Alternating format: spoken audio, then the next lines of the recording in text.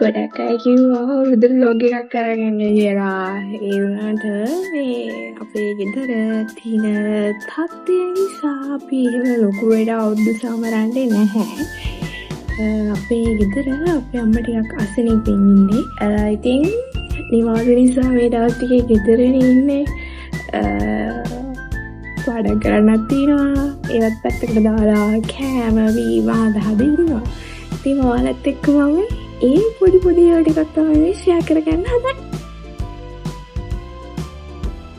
අපේ අම්මා අසනීපෙන් ඉන්න නිසා මට තමයි ඉතින් එහෙම අස් කරලා උරදර ලෑස්ති වෙන්නේ.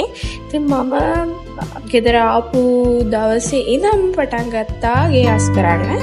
මේ ඉන්න අපේ ශැකි බෝයි. එයා ගේ අස් කරන්න නෙවෙයි ගේ හැඩි කරන්න නම් උදව් කරනවා. පේනවනේ.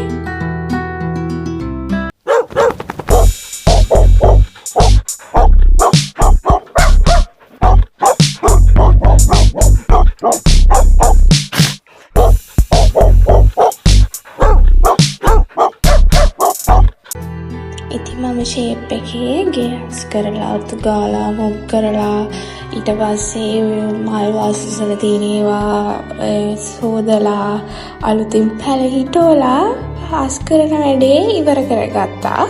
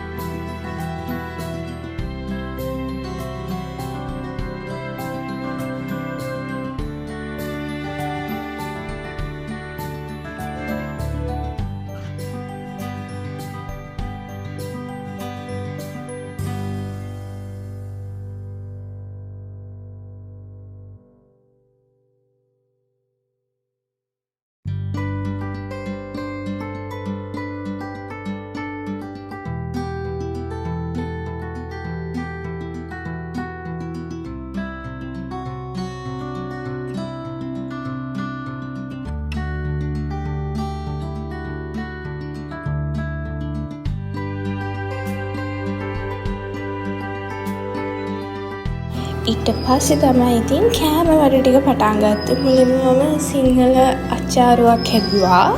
ඒක රසට ආවා.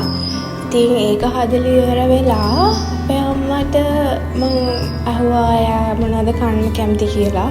අපේ අම්මා කිව්වා ඉතින් ඔය තෙල් කෑම කොකීස් අරව මේවා අපි හදන්න නැතුව ඉමු කියලා මේ පාර. ඒ නිසා ඉතින් මේ එයා කැමති හරිම මේ එළවලු රොටි කන්න. ඉතින් මම අම්මට එයා ආස නිසාම තමයි අච්චාරුත් හැදුවේ.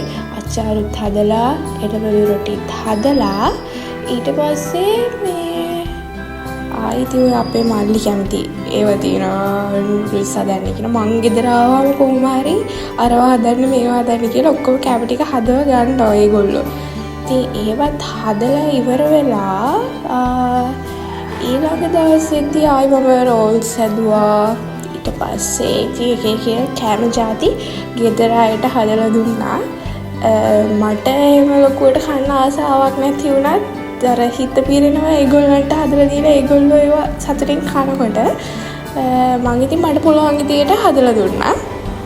අවුලක් නැහැ. ඉතින් කන්න පුළුවන්.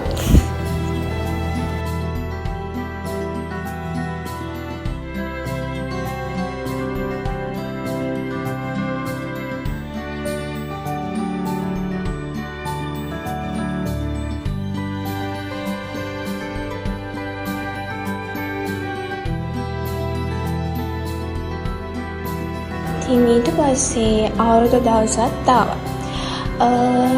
ඇත්තටම අලුත් අවුරුද්ද කියන එක අපි පොඩි කාලේ ඉඳන් දන්න කාලේ ඉඳන් සමරනවා. ඇත්තටම මේ මිනිස්සුන්ට එක අතකට දැන් අපි වගේ රටකට අපේ වගේ මිනිස්සු ඉන්න රටකට මේ වගේ දෙයක් තියෙන එක හොඳයි. මොකද අපි හැමදාම අපේ එකම ජීවන රටාව එකම දේ කර කර ඉන්නවා. රස්සාවලට යනවා, හම්බ කරනවා, කනවා, ඉගෙන ගන්නවා. ඕකම ඉතින් ආපහු සර්කල් එකක් විදිහට කැරකෙන එකනේ වෙන්නේ. ඉතින් නාමිකව හරි මේ වගේ දෙයක් මේ ඉස්සර ඉඳන් පැවැත්වෙන්න එන එක හොඳයි. නාමිකව නෙමෙයි ඉස්සරි. ඒ කියන්නේ මේ අපිට පුළුවන් ඉතින් අපි අවුරුද්දට රැස් වෙනවා කොහොම ඉස්සර ඉඳන්ම අපේ ගෙවල් දොරවල් සුද්ධ පවිත්‍ර කරගෙන ඇඳුම් අරගෙන අලුත් වෙන්නනේ බලන්නේ හැමදේම.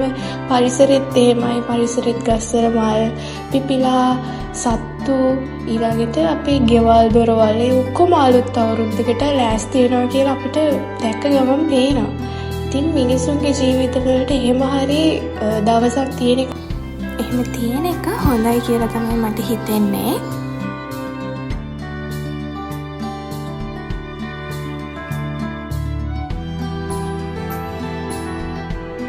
ඉතින් අපි හැමෝම මේ අවුරුද්දට වඩා ඊළඟ අවුරුද්ද හොඳටම සාර්ථක අවුරුද්දක් කරගන්න වැඩ කරන ගමන් අපේ ජීවිත සාර්ථක කරගන්න ගමන් නිරෝගීව හැමදාම සතුටින් ඉන්න ලැබෙන අවුරුද්දක් වෙන්න කියලා හැමෝටම ප්‍රාර්ථනා කරන ගමන් මම මේ vlog එක ඉවර කරනවා. අලුත් vlog එකකින් හම්බ වෙමු. bye.